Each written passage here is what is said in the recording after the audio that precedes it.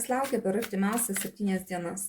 Kokios pagrindinės energijos, ką labiausiai reikėtų atkreipti dėmesį? Bendras fonas, koks bus, į ką atkreipti dėmesį, jūsų vidinė būsena, jūsų veikla, finansai, tiems, kas ieškote darbo, kokia tikimybė rasti darbą, santykiai, tiems, kas ieškote naujų pažinčių, kokia tikimybė susipažinti, tiems, kas porose,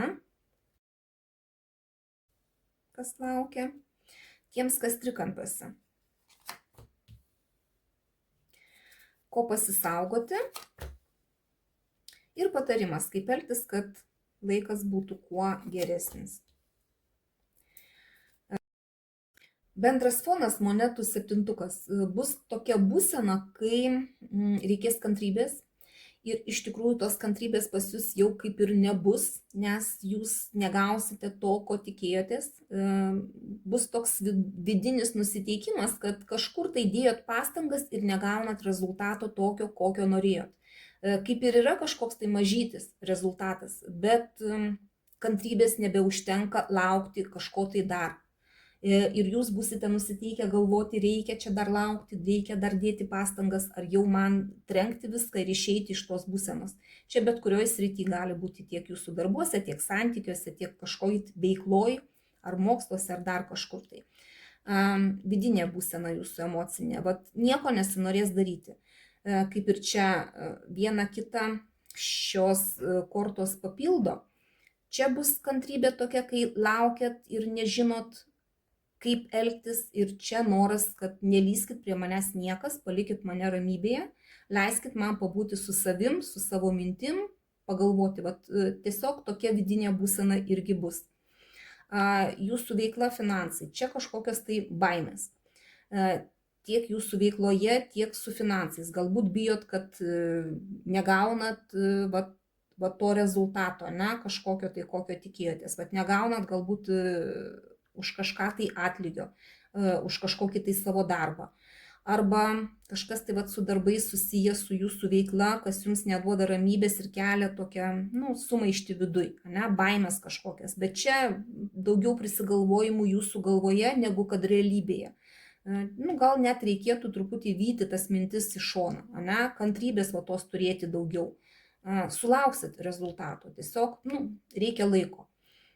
Tiems, kas ieškote darbo, čia mylimųjų arkanas, galite turėti pasiūlymų ir ne vieną pasiūlymą, galite kelis turėti pasiūlymus, arba netgi ar dirbti, ar nedirbti, gali būti irgi tokia dilema, kurią reikės spręsti.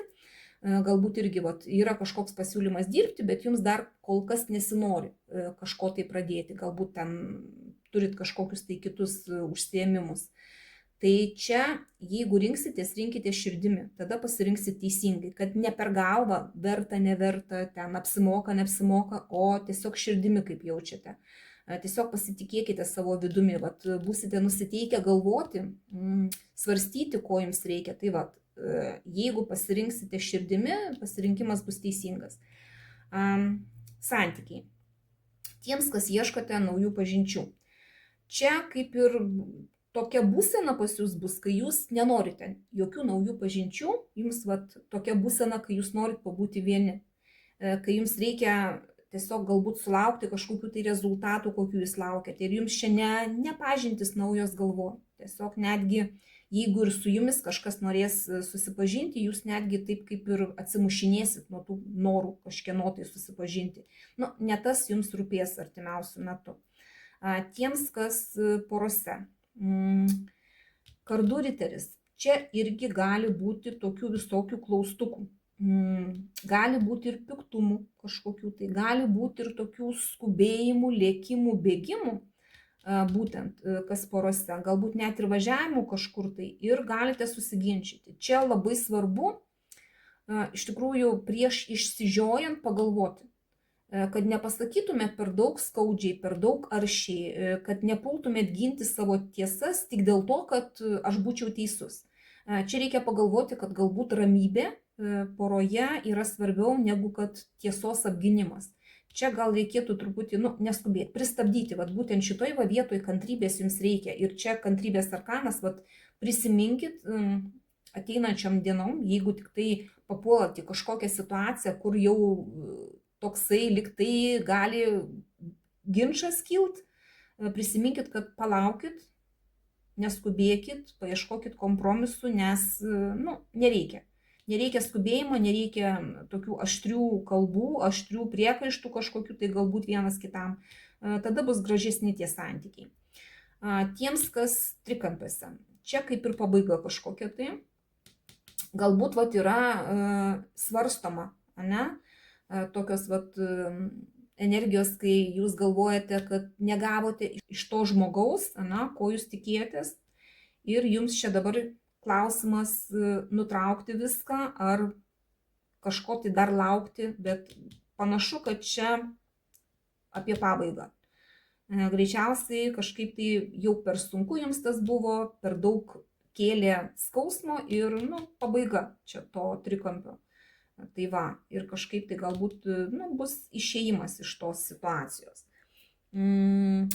Ko pasisaugoti? Per daug aštrių žodžių, galbūt kažkokio tai pasikapojimo, kažkokios tai informacijos, kuri gali ateiti ir sugriauti kažką tai pas jūs, nes jeigu reikia saugotis, tai patys nebūkit per daug aštrus, per daug tokie kritiški, per daug besiaiškinantis, per daug ginantis savo tiesas, dėl to, kad reikėtų pasisaugoti.